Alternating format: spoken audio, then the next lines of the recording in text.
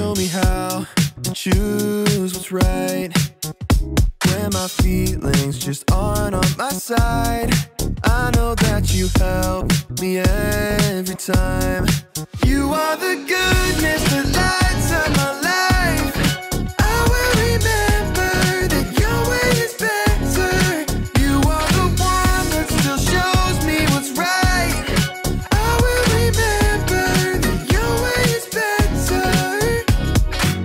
La la la la la la. You show me what's right and which way to go. La la la la la la. You show me what's right and which way to go. Help me to believe you are everything I'll ever need. Thank you for your love that makes me free to follow all the plans you have for me. You are the goodness that lights up my life.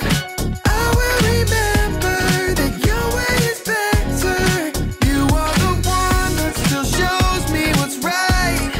I will remember that your way is better. La la la la la la. You show me what's right and which way to go. La la la la la la. You show me what's right and which way to go. I trust you with my feelings, Jesus, you're my reason. Help me follow you, trust you with my feelings, Jesus, you're my reason. God, help me follow you. You are the goodness that lights up my life. I will remember that your way is better. You are the one that still shows me what's right. I will remember that your way is better. La la la la la la. You show me what's right and which way to go.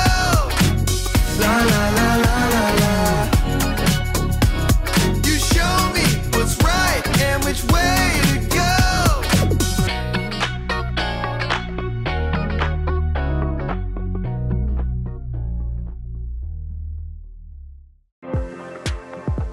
Welcome to Story Lab.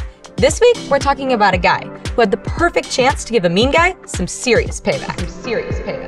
Was that an echo?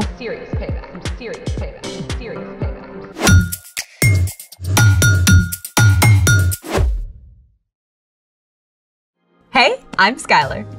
And I'm Sanjay. This month, we're talking about how we can trust God to help us do what's best.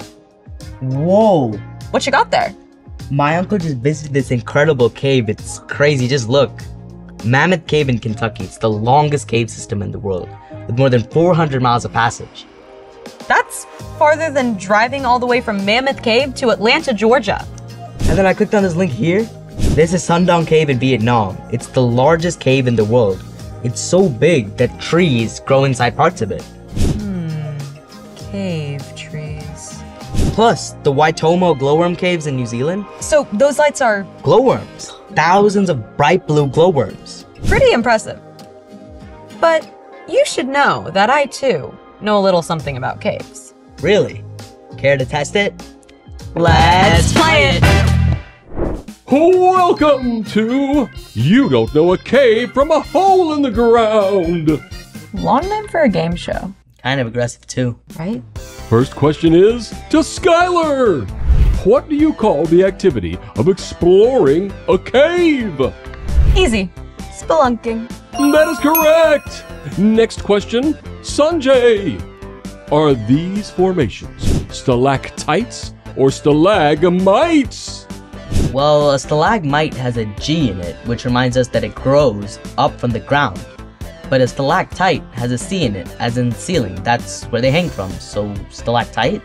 That is also correct. Now, it's time for the lighting round. Don't you mean lightning round? Oh, I get it. Lighting round. Okay, here we go. Skylar, this flying mammal can often be found sleeping in caves? Bats. Correct! Sanjay, what type of rock is often found in caves and can be shaped by water over time? Granite. Oh, that's wrong. It's limestone. Back to Skylar. This category of cave-dwelling animal has no eyesight or skin coloring. Spiders? Oh, it's wrong. The answer is troglobites. Okay, Sanjay, the 3 deepest caves are in Georgia, the country, or is it Georgia, the state? Georgia, the country. That's correct! And now, for the tiebreaker! A piece of feldspar has been acted upon by hydrothermal alteration and low-pressure metamorphism. What is the pH level of the resulting kaolinite, and why? That's impossible to answer. Totally. First of all, we would need to know the hydrolysis reaction of the potassium leaching from feldspar's silicate framework, not to mention the status of the aluminum octahedral sheets interleaved with silicon tetrahedral sheets toward forming that phyllosilicate clay. Well done! Good game. And now it's time for The story before the story. Today, we're in the book of 1 Samuel, where we read about a man named Saul, who was the first king of Israel. But Saul didn't follow God. So, God told the prophet Samuel to anoint David as the next king. When David killed the giant Goliath, Saul welcomed David to the palace to serve him. But as David gained success and popularity, Saul became jealous and tried to kill him. David escaped into the wilderness with a band of outcasts. David lived on the run from Saul for nearly 10 years. Which is where our story starts. Take it away. Hey everyone, I'm Erica. Even though David had done nothing wrong, Saul refused to give up pursuing him. When Saul heard that David was in the desert of En-Gedi, Saul took 3,000 of his best soldiers and led them on the chase.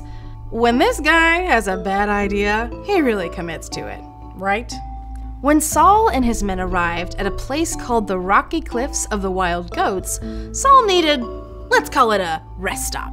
So he went into a cave for a little privacy. But newsflash!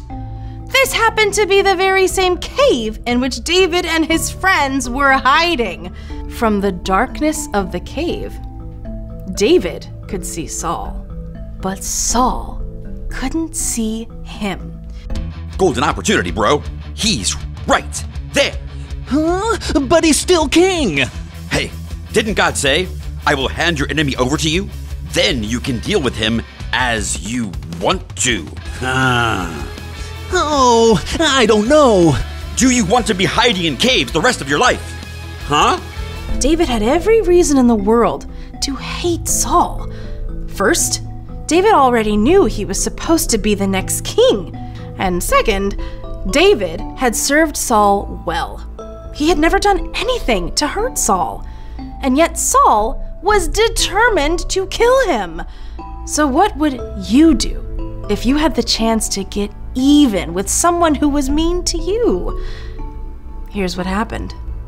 Ever so slowly, David crawled toward Saul. He was careful not to make a sound. David inched his way forward until he was 20 feet away, 10 feet away.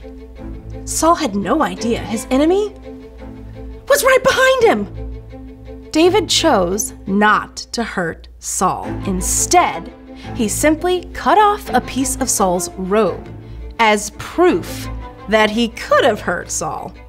But when Saul left the cave, David felt sorry for even that one small act against Saul. He followed Saul out of the cave and called out, King Saul, my master, why do you listen when men say David is trying to harm you? Saul turned around. He must have been completely shocked. Look at this piece of your robe. I cut off the corner, but I didn't kill you. Who do you think you're chasing? I'm no one important. May the Lord be our judge. May he decide between us and stand up for me. Saul realized everything David had said was true. You are a better person than I am. You have treated me well even though I've treated you badly. I know for sure that you will be king, so please promise not to hurt my family. David agreed. Saul returned home, while David and his men went to a safe hiding place. Even though Saul was still his enemy, David had peace, knowing he had chosen to stop and trust God, instead of taking payback into his own hands. The end. Wow. Yeah, that could have gone a lot differently. It would have, if David hadn't stopped to think first when Saul showed up. So, what's our part in the story?